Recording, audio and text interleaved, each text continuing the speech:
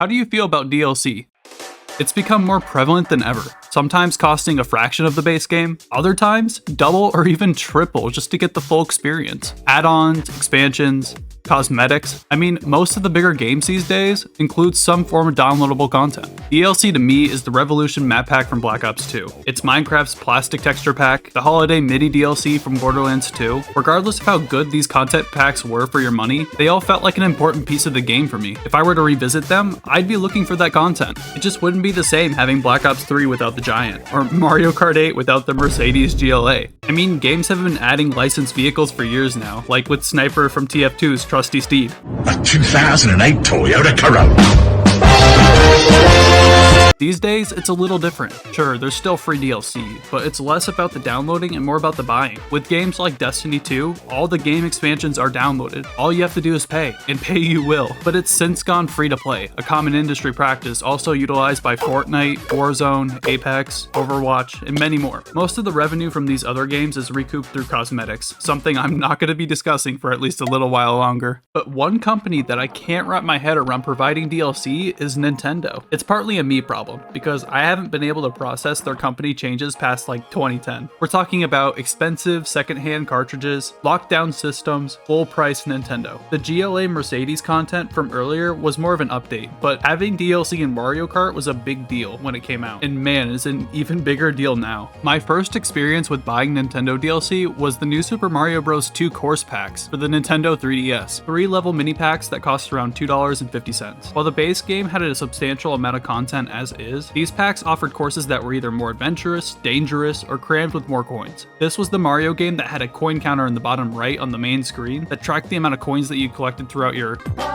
Now, me being the little eShop gremlin that I was, I begged my mom for a $10 card and bought the Golden Flower pack to try and rack up as many coins as I could. I was an amateur, speedrunning, gamer-gunked mastermind on the Circ pad when those levels came out. Never even got close to maxing out the counter. A world filled with words like strat, exploit, RNG, frame perfect. Nintendo started to consistently release DLC with the Wii U and 3DS era titles, and this seemed to have done well enough for the company. Super Smash Bros., Mario Kart 8, and even the Pikmin series. Towards the end of the 3DS's lifespan, there was a big push towards free-to-play, with some Pokemon titles, a Kirby fighter, puzzle games, and of course, Rusty's Real Deal Baseball. In fact, this game, and more importantly, this video in particular, inspired me to make this video in the first place. The way Nintendo has handled DLC has been unique to say the least. Sometimes it's a simple purchase, sometimes it's a bundle of content, and in some cases, you can haggle a poor old guy for a lower price on the minigames. Really, the term DLC is legacy at this point, and when a company gets particularly greedy with their DLC prices, I'm looking at you dungeon passes or whatever they're called. I have a love-hate relationship with Debony Do. Players like me fondly refer to these transactions as paywalls. People don't always use this word in a negative way though, and paywalls are all around us. Paywalls are scanning a ticket before entry on the tube, or signing into an account with the subscription before watching content. Parking is paywalled, the movies are paywalled, even calling and texting is paywalled. How often does Nintendo paywall their extra content? Well, currently, for the Switch, you'd be missing out on online play with your friends, 48 extra courses in Mario Kart, and tons of virtual console titles. Now, Nintendo Switch Online can be worth it depending on how you value those things. And for the DLCs, Nintendo either lets you purchase them outright, or they include access to them with their premium online subscription. It should be noted that you get access to them, not own them. I personally buy my DLCs outright so that in 10 years, I won't feel bad when I'm forced to use things like this to replay them. It's blasphemy, sure, but it's the best we've got in some cases. I mentioned there's a premium version of Nintendo Switch Online that offers a wide variety of features, but Nintendo also offers a base tier, which includes, sure, why do I have to pay for this? Why? And also why? I'm guessing most people buy the base tier of online for online play, racing on Mario Kart, online Smash Bros fights, or ARMS if you're one of the 3 people that still play that. However, I believe you can still get your value out of these games playing offline, in a living room setting or on your own. But what about a Nintendo IP that's value is based mostly in its online play, where a majority of the game is unplayable without an active subscription? I'm talking about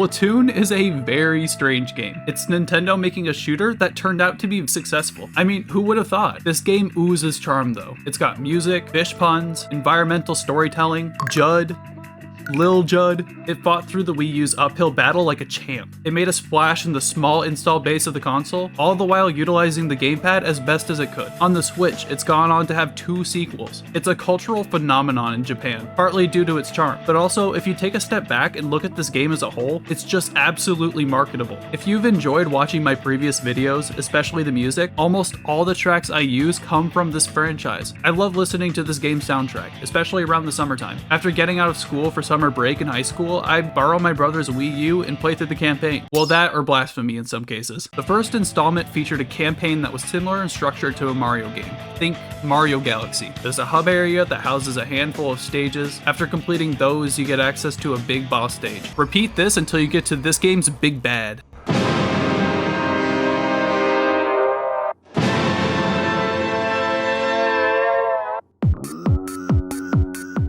During your time in the campaign, you collect these little Zapfish fellas, which help you find the big Zapfish fella, kinda like a Power Star. The campaign serves to introduce the player to the characters, mechanics, and storyline of this brand new world. Looking back, I think Nintendo played it very safe with the story. Splatoon 2's base campaign is something like a remix of the first game, reusing some characters and enemies, all the while raising the stakes a bit more. All was quiet for a few months after Splatoon 2's release. The multiplayer updates were frequent, and the new co-op mode Salmon Run was a little underappreciated, but it did hand out rewards for use in multiplayer, so it's not like it was a one and done like the campaign was. But then, less than a year after release, Nintendo dropped a paid $20 DLC titled Octo Expansion, which is where the single player model for the game changed completely. For those wondering who the character is in the thumbnail, this is our main protagonist of this expansion. This is the character you play as in this expansion. What's their name? Great question. This is going to take a second to explain.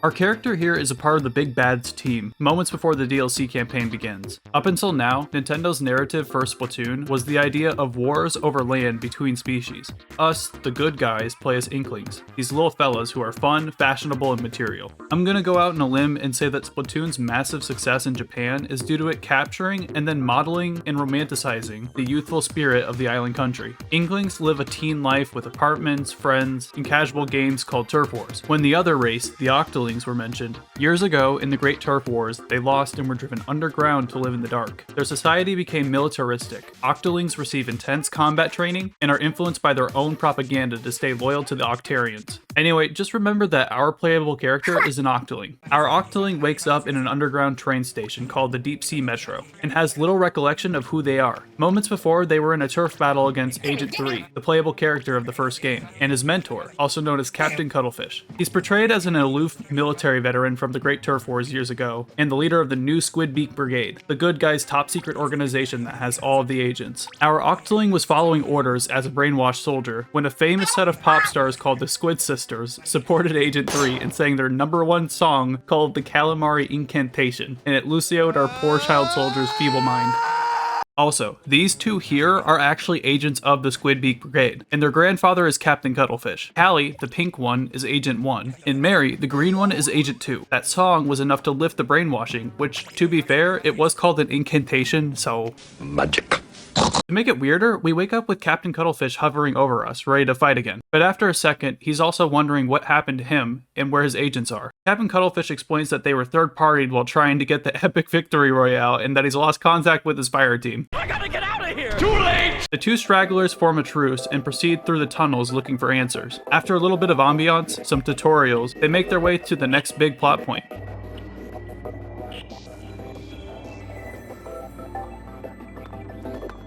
A phone call.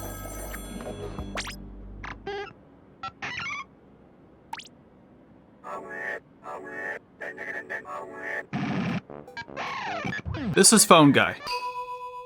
Leave me alone! Ah! but we'll just call him Telephone. Upon answering the phone, our main character is issued a ticket that identifies them as applicant 10,008. This is the only identifiable mark Cuttlefish has seen of this Octoling, but he decides it's too long and calls them Agent 8 for short. Telephone explains that he can take them to the Promised Land, which he hints at being the surface, mentioning light. However, they must collect his word, not mine, before he takes them there. He then tosses Agent 8 a leapster with some games and a commute pass. Our dynamic duo then hops on the metro, and they begin their search. On board, we come across the train conductor.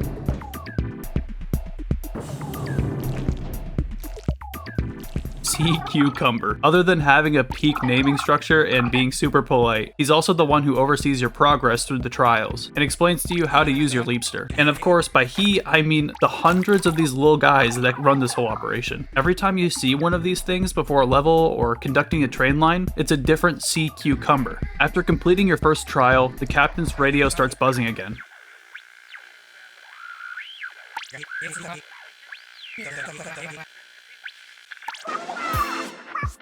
People have found Agent 3's radio, this being Pearl and Marina, who were, I guess, just on a nature walk on the mountain. This is an aspen. You can tell that it's an aspen tree because of the way it is. The mountain we're talking about is near Octo Valley, where the three got third-partied at. Pearl and Marina are Splatoon 2's pop group, which each game that's been released essentially has a poster group that does the news and appears for Splatfests. They agree to help Agent 8 and Cuttlefish, and they develop a strong team bond throughout the progression of the campaign. After a few more missions on the first line, we're introduced to the next character.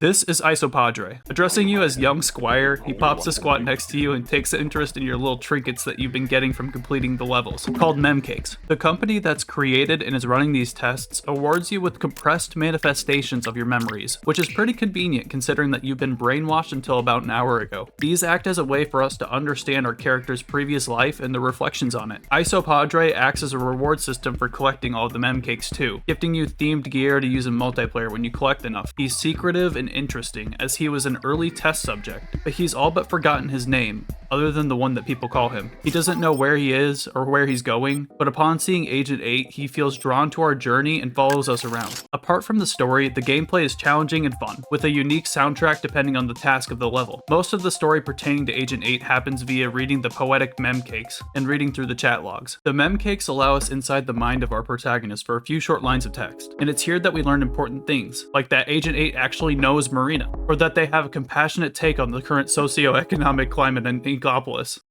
or that they litter.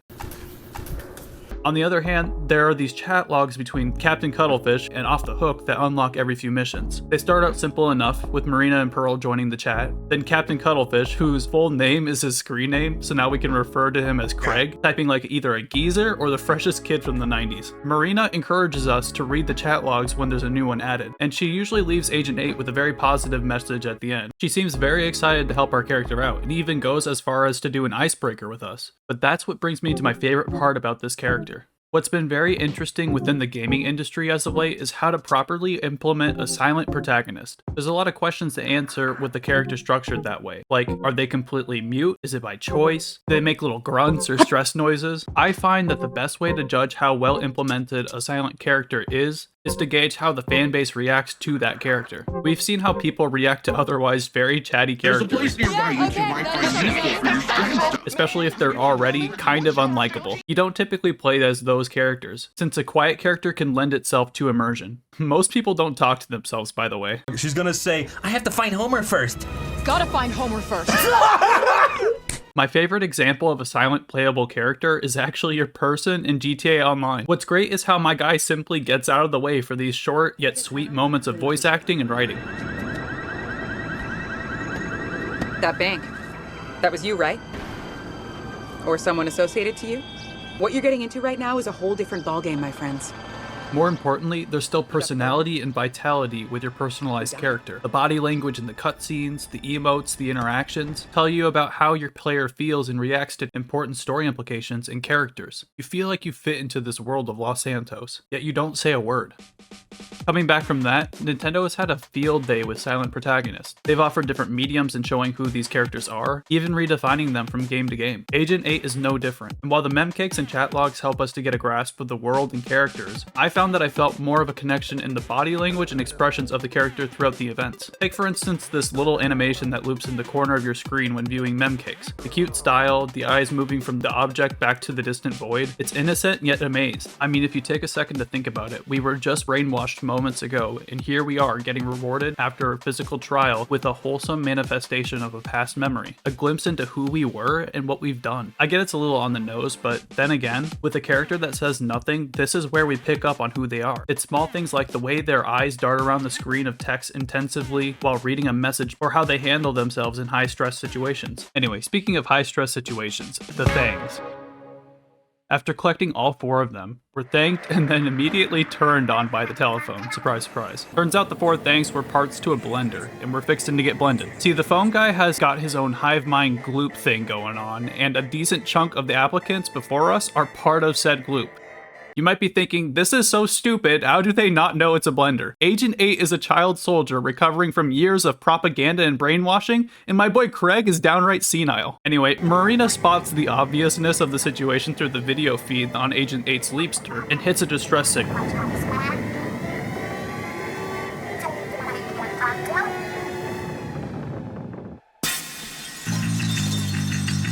Agent 3, from the first game again, Batmans his way through the ceiling and knocks phone guy off his blender lid, saving 8 and Craig, and securing a victory royale. In the aftermath, Agent 3 clumsily knocked themselves out, which is a great bit of world building for essentially another mute character. In addition to this, when Agent 3 busts in, the Splatoon 1 theme begins to play, adding a bit of nostalgia and helping returning players connect the dots in their head back to the first game's protagonist. Back to the plot. Our crew is on to Plan B, which involves Marina guiding us back to the surface through the hole Agent 3 conveniently opened up for us. Craig stays behind with Agent 3 to help them recover, while Agent 8 treads on. To get to the surface, Agent 8 needs to... Kept you waiting, huh? We find ourselves in a mostly empty complex. We start by sneaking past the guards, as Agent 8 submerses themselves in ink. Right now, we have no weapon. When we participated in the trials on the Metro, they would loan out weapons only for the missions themselves. There's regular enemies here, as well as shielded ones, and even a sniper that we need to watch out for. About halfway through the mission, we get an update from Craig that Agent 3 is still out cold. On floor 2, we're told that there's a weapon up ahead for us to use, so we bob and weave our way around rockets and mini airships to secure some splat bombs. Through the comms, we can hear phone guy still making noises, which isn't great considering it tried to smoothie us moments ago. Eventually we come across an Octo shot, as opposed to the Inkling's manufactured splatter shot, which is a great opportunity to world build. The Octo shot is based on the first game's splatter shot, except it's devoid of color. Not only that, but the Inklings have released new versions of the weapon and even retired the old design by the time Splatoon 2 released. Going back to the memcakes, we can see that Agent 8 prefers brighter palettes. That, and of all the weapons that she should have a strong connection to, there's no Octo shot or any other Octoling weapon. Instead, it's the updated splatter shot model, the ink roller, and a bunch of secondary equipment. For such a tactical and well-trained soldier, she seems so detached from her previous life and even her service weapon. Floor 3 opens to a massive system of floating platforms hovering over a body of water. Inklings and Octolings can't come into contact with water, by the way. Marina says there's an energy core nearby. Phone guy is continuing to make noises, but Captain shrugs it off. No energy core on this floor, so we're moving on. On this floor, Pearl asks what an energy core is, so Marina explains that it powers the big elevator to the top, taking us to the surface. Upon entering floor 4, there's lasers that we need to jump over and dodge through to progress. Over the comms, once again, we hear telephone go off, this time on Captain and Agent 3. Telephone also questions why Agent 8 is defecting. He then does something to stop Agent 3, but we can't make out what it is before the communication ends.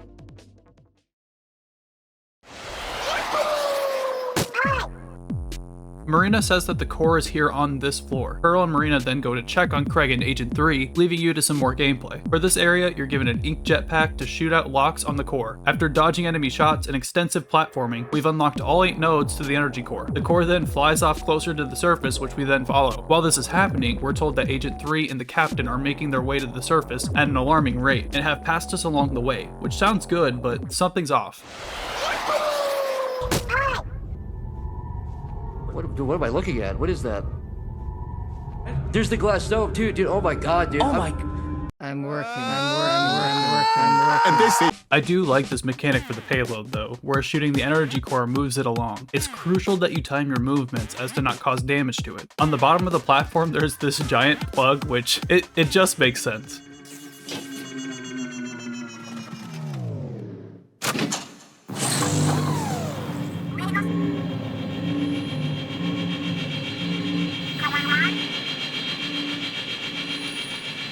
Now all that's left is for us to hop on the big elevator and ride it to the surface. Floor 7. You're assured that this is the final step.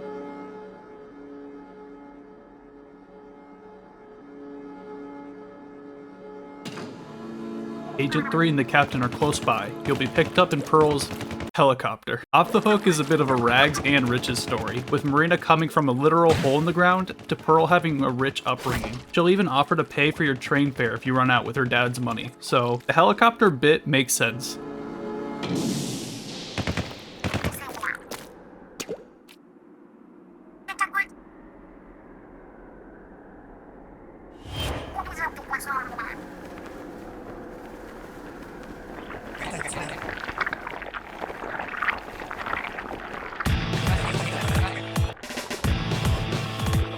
Oh, we were right there, man! Turns out the gloop that Phone Guy had been mixing up is a mind-controlling substance too. After some glooping, Agent 3 went rogue, captured the captain, and is now blocking our way to the promised land. A remixed and distorted version of their song plays, eerily setting the mood for a fast-paced 1v1. However, Agent 3 is accused of hacking, using unlimited specials and ults. After reporting them, it's all over.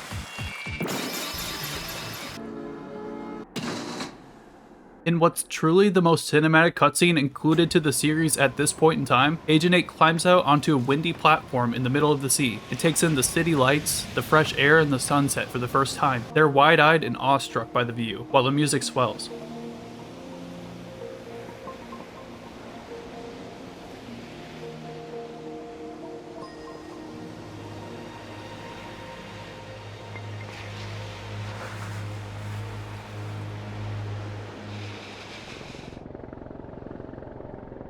While we have our long-awaited reunion on the Pearlcopter, something's happening off in the distance.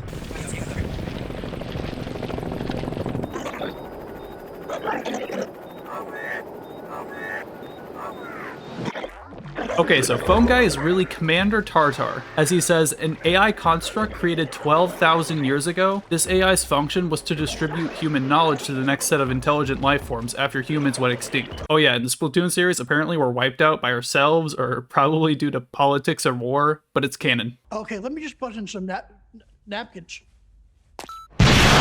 What's also canon is this thing. He's decided that this society has the brain rot, so it's genocide time, and he's gonna gloop everywhere. Obviously that glooping's no good, so Marina does what I do mid-raid and bust out Adobe InDesign to explain how to do the encounter. And no, you cannot do ad clear, you need to know the mechanics. If we gloop the big looper, it can't solar charge up all the way, problem solved. So our job as Agent 8 is to manually detonate these prototype bombs in order to cover the entire area as quick as possible. We have 3 minutes. After that, Pearl comes in for the kill. The kill.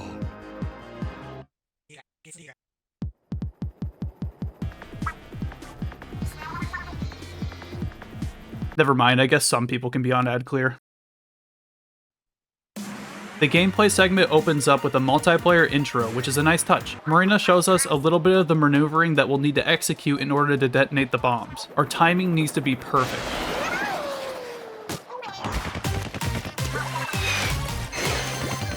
This part is intense. Telephone is talking crap in the mic, and any slip up can mean copy! Good thing a banging soundtrack is in your ear hyping you up.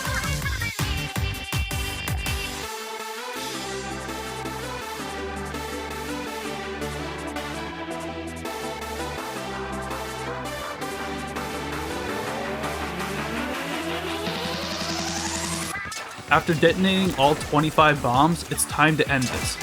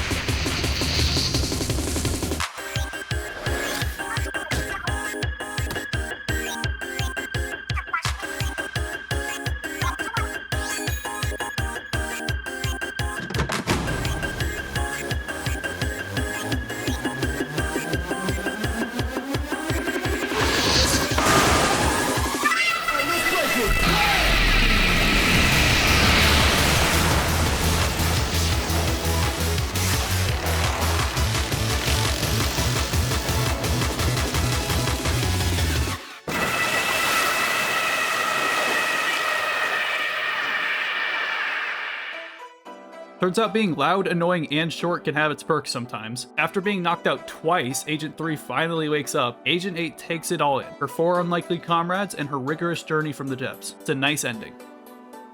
Concluding the expansion story, we get a unique opening back to Inkopolis Square, the hub world. Usually it opens with a nice sky view of all the buildings and advertisements, and of course the great Zapfish from the main game's campaign. But this time we see Agent 8's introduction to the world, walking out from the dark, closed-off area where this all started. She's introduced to a brand new way of life.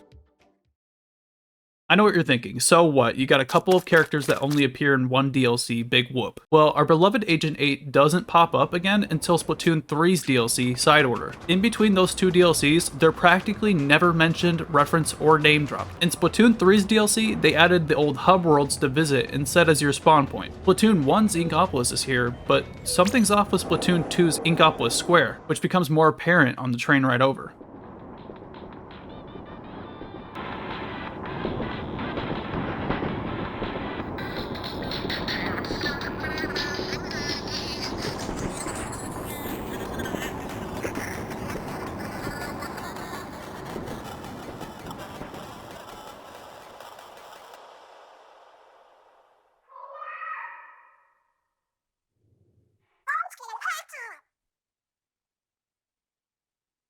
As we fade in, we see Agent 8, who simply goes by 8 now, wake up from the ground, similar to the last game.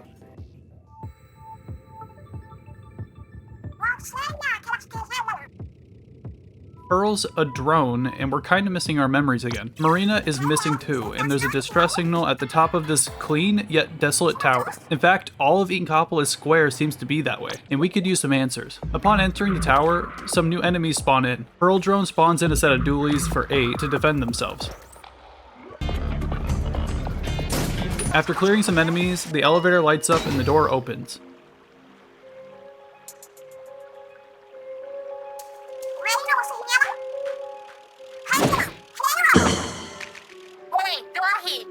This is Oct, one of Marina's friends from her Octarian days. She's actually better known by her stage name, DJ Deadfish. In fact, all of Deep Sea Metro's stage tracks were written by her, with her song titles taking on a unique titling method. She's a very interesting character, since she's one of the many in-game artists that we've been listening to but never met. Most of the in-game tracks are canonically written by in-universe characters, including DJ Deadfish. We start our ascent. At each floor, we receive a color chip that upgrades our character in some way. The color chip represents a memory. We slap that bad boy into our palette and we can start stacking buffs. This game's DLC is a roguelike, kinda like some of these games, but Nintendo-ified. It's a lot of fun, considering how much story they crammed into a mode like this, and how fun the gameplay loop is. But right now, we're trying to find Marina. As we progress through the floors, we're explained the currency, the color choices, and the different mechanics. After 10 floors, we reach the top.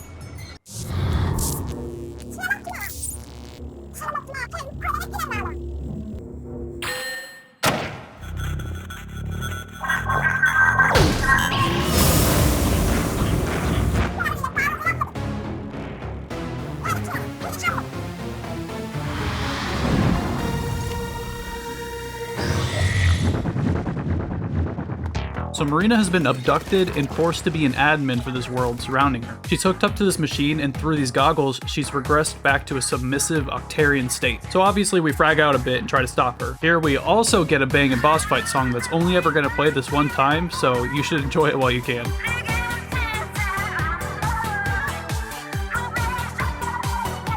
We eventually weaken the contraption she's in and catch her as she faints.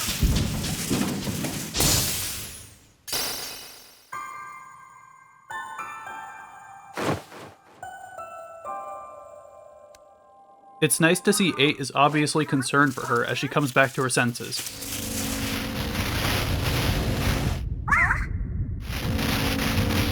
Rising up from the ashes from the contraption, we meet Order, our big bad of the DLC. He says that's okay, I don't need Marina anymore, and politely sends you on your way.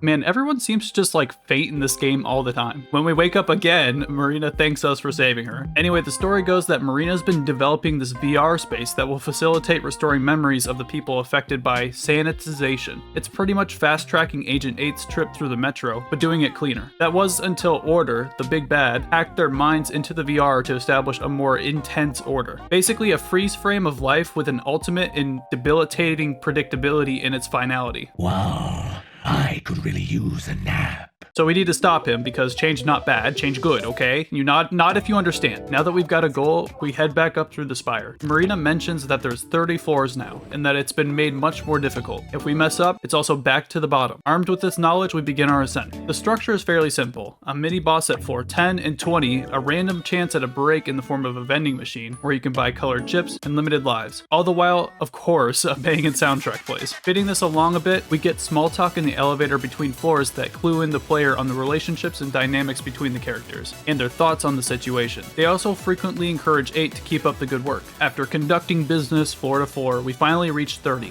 where Order reasons with the group on how a completely orderly existence would lead to a completely peaceful existence. Marina reaches out, saying he's not completely wrong. Chaos can lead to instability, but without that there's no chance at development. There is beauty in loss and fragility of life. Life's balance between chaos and order is a gamble, but it's the gamble of our life. It's worth the risk. Order begins to enrage, being denied his plan, and starts his assault.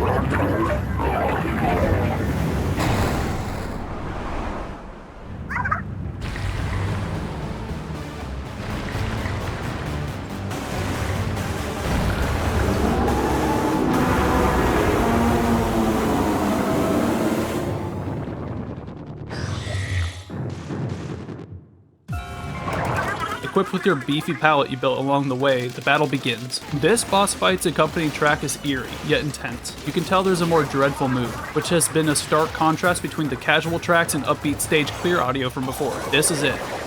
Breaking down his shield, you unload on him with all you've got. He of course regenerates his shields and adds more defenses along the way, adding more of these portals for you to shoot, and moving them when they take damage. Even still, 8 triumphs and breaks down the shields one last time.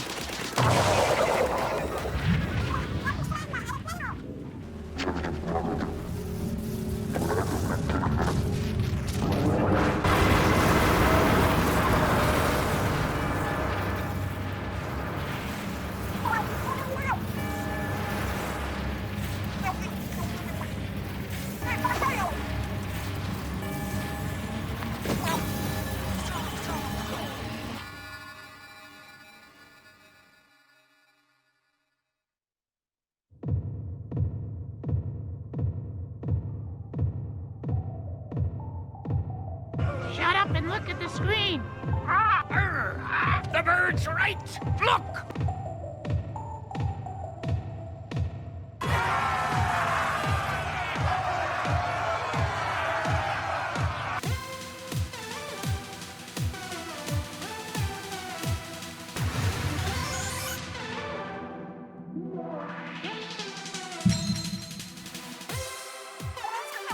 So with the powers of sick Eurobeats and a Rebecca Sugar tier plot device, our beloved 8's vibes are enough to fight off Order's orderly order of order. Pearl talks some smack while Ock and Marina cook up a banger for the final fight. While we weren't looking, Order swiped our pallet pieces and stuffed them in these portals from earlier, so we're gonna have to go after those first.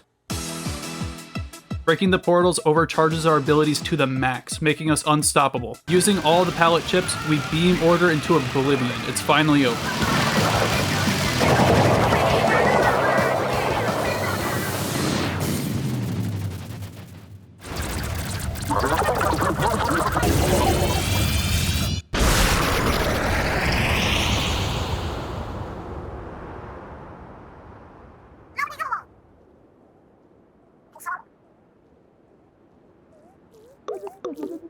Pipsqueak here is the big bad, now classified in little guy territory. An elevator appears and it looks like this run is one and done. Our group moves onward.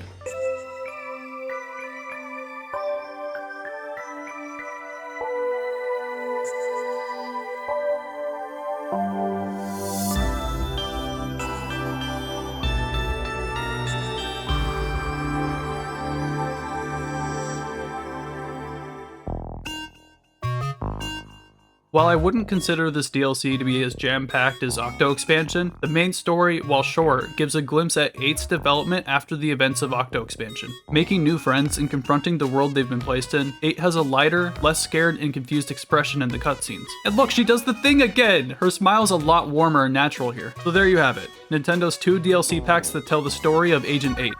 A kid trapped by a regime, freed by a song, and brought into the light. It's a surprisingly good story, although lighter without the lore or data entries. While we're closing, let's work our way back through the roster featured here and learn a bit more. Oct, or DJ Deadfish, is unique. You might be wondering, why is she green? 3 letters sent from Oct to Marina. In the first entry, Oct reminisces on the time they spent together in youth. This wasn't like Agent 8's role model recollection of Marina. Oct and Marina were peers, even close friends. The second entry recounts the only picture Oct has of them together. But now, Marina was promoted to work for an elite group in the Octarian army, leaving behind Oct. Soon after her promotion, Marina went AWOL, leaving her old life behind. Oct started to DJ around, creating some solid music. Again, her songs can even be heard in the Octarian-ran Deep Sea Metro from the previous DLC, but she began to doubt her production. To stop these disheartening feelings, she willingly went through sanitization. Her style changed after that, now adopting this number and word naming scheme. Her music is described as more selfish post-treatment, recounting all of the emotions and feelings she's felt after sanitization. In the third entry, Oct gives a final update to Marina that's presumably right before Side Order. She mentions her obsession with music and how the whole period of her life has been hazy. She goes on to say that getting thrown into Marina's program was a good thing, since she was able to catch up with her. After all this, she expresses the desire to continue working with Marina, and she's warming up to Pearl and 8 too. In this game, it's almost as if Agent 8 is working to free Oct from a similarly isolated and bleak life, the way we were saved from the Deep Sea Metro. Accompanying this last letter to Marina is what can only be assumed is the last picture of her before sanitization. It's sad in a way, but with the accompanying letter having a positive tone to it, we can assume she'll reconnect and flourish above ground.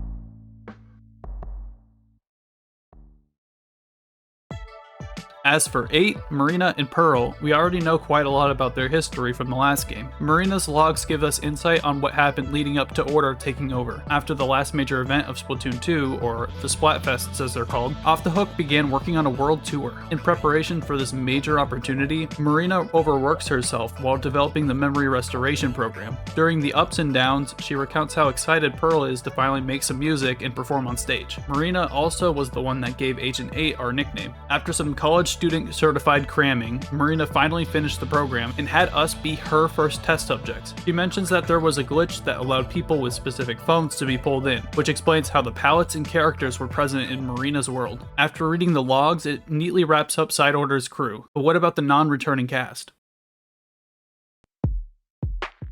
Well, Phone Guy's still apparently dead, but we did loot some of his data to help build the program, so that's good. While I would love to get attached to these little characters, Sea Cucumber is one of many, and he's a working man, so life's good for him running the metros. Cuttlefish is off on another mission with his squad. I won't spoil too much, but you should really play Splatoon 3. So then that leaves one person.